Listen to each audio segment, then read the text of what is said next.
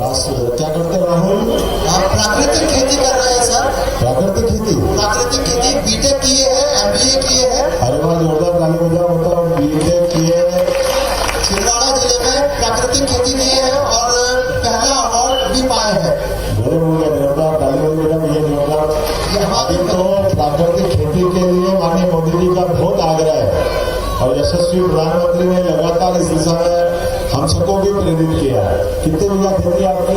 हमारी 10 एकड़ खेती है सर। क्या क्या करते हैं उसमें? हम सारी सब्जियां लेते हैं और 9 प्रकार के धान्य लगाते हैं और हमने प्रधानमंत्री जी की जो योजना है PMFME से लोन लेके नवरत्न आटे का यूनिट भी लगा है और किसानों को भी जोड़ रहे हैं प्राकृतिक खेती में। अच्छा, हम आपसे ये आग्रह करेंगे कि प्राकृतिक खेती के लिए अपने प्रदेश में कुछ करिए ताकि ज्यादा से ज्यादा लोग हम प्राकृतिक खेती में जोड़ पाए। क्या क्या कर सकते हैं प्राकृतिक खेती में? रासायनिक से जो बहुत ज्यादा नुकसान हो रहा है उसके लिए अगर हम अवेयर करें और किसानों के जो प्राकृतिक खेती के दाम है उसका हम दाम को अगर ज्यादा बढ़ा के दे पाए तो किसान प्रेरित होंगे। जैसे अभी आप क्या बेचते हो, उसका कितना रेट आप लोग बेचते हो? हम नवरत्न आटा बना रहे हैं और 9 चीजें मिला के मल्टीग्रेन आटा बना रहे हैं।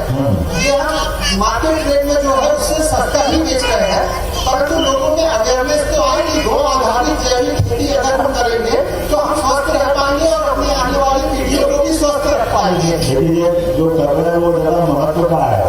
प्राकृतिक खेती में रासायनिक खाद जो हमको कई बार लागत बढ़ाता है फसल की, वो अपने आप कम हो जाती है और फसल की कीमत ज्यादा मिलती है, जमीन बंजर नहीं होती। बहुत अच्छा। क्या नाम बता? राहुल आपका? राहुल कुमार रसोड़े। राहुल जोरदार डाल दिया राहुल के लिए। और आप किसी को और माइक देगा, किसको देना है? महिला मंडल की महिलाओं के बहनों को किसी को? आदर महोदय जी, आपको कहाँ से बोल रहे हैं? मैं तो आंगनबाड़ी से। हाँ, क्या करते हो आप? मैं तो खेत का काम करता हूँ। भारत खेत का काम करते हो? खेती में क्या करते हो? खेती तो लेकर 4-5 एकड़ है। 4-5 एकड़ है। क्या क्या फसल लगाते हो? अभी तो गेहूँ। अच्छा, प्रधानमंत्री और मुख्यमंत्री सहायता मिलती है हर साल? हाँ, कितनी मिलती है? 2000 रुपये डालते हैं। 2000 डालते हैं हर 2 महीने में? हाँ, डालते साल में तो 10,000 रुपये डालते हैं। साल भर में 10,000 कि 12,000? अच्छा, 12,000 मिलते ना हर महीने 1,000। और लाडली बहना का मिलता है? वो तो डालेंगे सर। नहीं डाले? डालेगा ना, सबको डालेगा, किसी को नहीं डालेगा। जिसको बिठाना था तो बिठाएंगे। आप तो पहले बार के बिठाएंगे, आप कैसे करते हैं?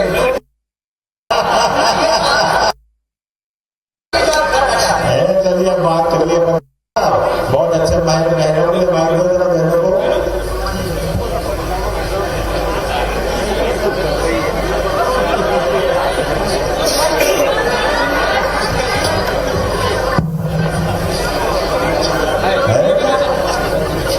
कपास। अच्छा, जी मालूम। क्या नाम बहन जी आपका? हमारा नर्मदा ठाकरे। अच्छा, और प्रणाम आपको भी। क्या करते बहन जी?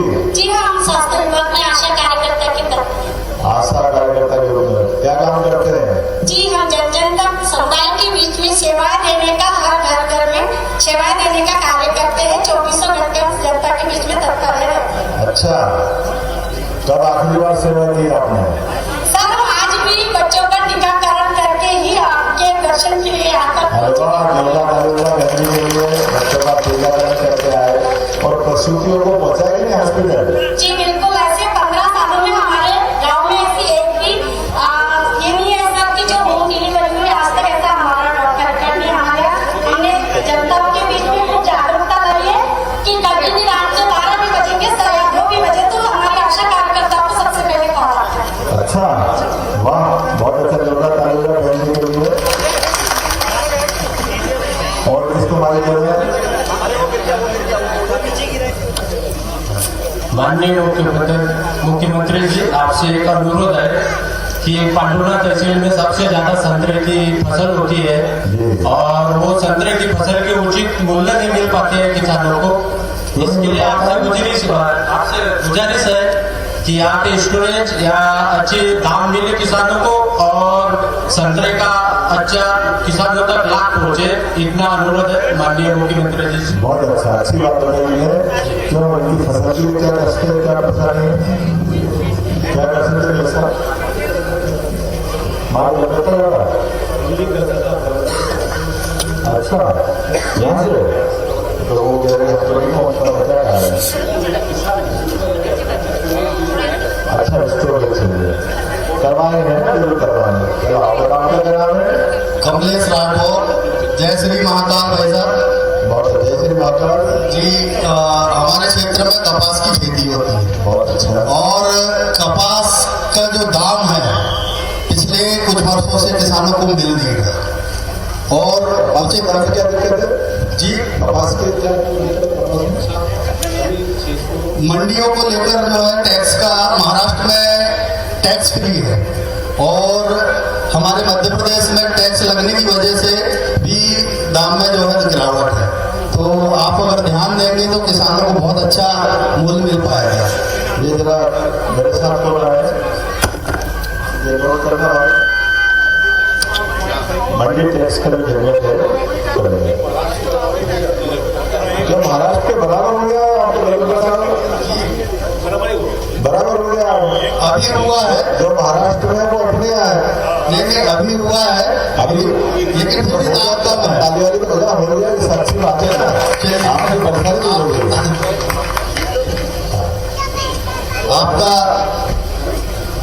सहयोग और मूल्य बढ़ जाए तो किसानों को और फायदा होगा। बहुत अच्छा। धन्यवाद। और अब किसको देना है?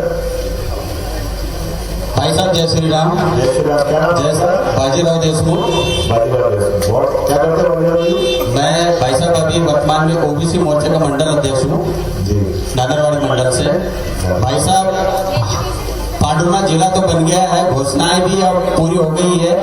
मैं आपके संज्ञान में ये बात दिलाना चाहता हूँ कि पांडुना जिले से हमारा जो गांव है काराघाट कामठी, ये जो नारायणघाट कनान नदी पे जो ब्रिज है, आज ज्ञापन दिया है जी जी जी, तो ये नदी में अगर ब्रिज ये हो आखिरी है ना जी। उसके बाद अपन शुरू कर देते 5 मिनट अपनी बात करके, जी है ना। और भाई साहब एक और प्रश्न है हमारा कि अभी वर्तमान में किसानों को बिजली नहीं मिल पा रही बराबर। अच्छा, बिजली बार बार ट्रिपिंग हो रही है। बिजली दिलवाएंगे, बिजली की क्या परेशानी करना पसंद जी वोल्टेज डाउन आ रहा है। चल वोल्टेज डाउन आ रहा है, इसका लाइट बहुत बहुत धन्यवाद भाई साहब। बहुत अच्छा है। पहली बार आपके बीच में आया हूँ। आप जरा बैठ जाओ, मेरी बात सुन लो, है ना। ताली बजाओ अपने पूरे कार्यक्रम के लिए। हम आपसे भी बात करने आए भोपाल से चल के, और ये आखिरी बार नहीं है, ये शुरुआत है। लगातार आपके बीच में ऐसे ही बात करते आते रहेंगे। और ये अच्छा लगता है ना कि कोई योजना जो आपके गांव के लिए, आपके काम के लिए, आपकी परेशानी के लिए आपसे ही बात करके हल निकाले। अच्छा है कि नहीं है? अगर नहीं तो ताली बजा के बताओ ये अच्छी बात है। तो इसी को, इस सिलसिले को अपन चालू कर रहे हैं। इसका नाम दिया जन संवाद। आपसे बात करके, आपकी कठिनाई को समझ करके उन समस्याओं का समाधान भोपाल में बैठ के करेंगे। और माननीय मोदी जी के नेतृत्व में जिस प्रकार से मोदी जी काम कर रहे हैं, जोरदार ताली बजा के बताओ मोदी जी अच्छा काम कर रहा है।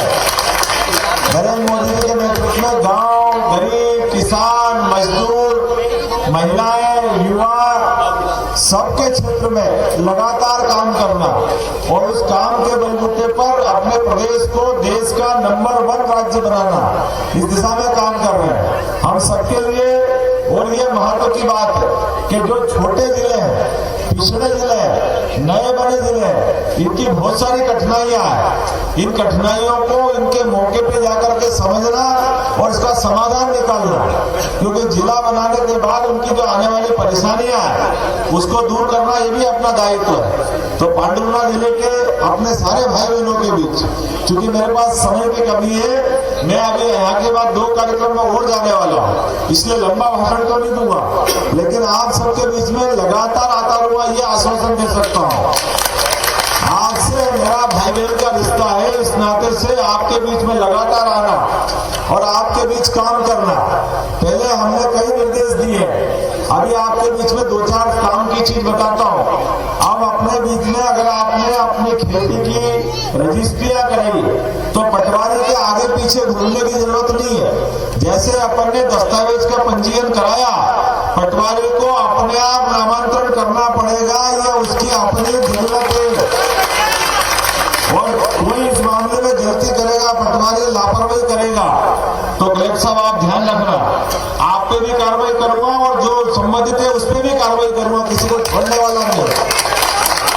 सरकारी अधिकारियों का काम है, वो कितने बड़े अधिकारी हो, लेकिन मुस्तैदी से काम करे, लापरवाही नहीं करे। जो जो सरकार ने निर्देश दिए हैं, प्रत्येक निर्देश का सख्ती के साथ पालन कराना, यह हम सबका दायित्व बनता है। और सरकार के मुखिया होने के नाते से ये हमारी भी जवाबदारी है कि हमने जो निर्देश दिए उसका मैदानी रूप से पालन हो रहा कि नहीं हो रहा, उसका पालन भी करके देखना।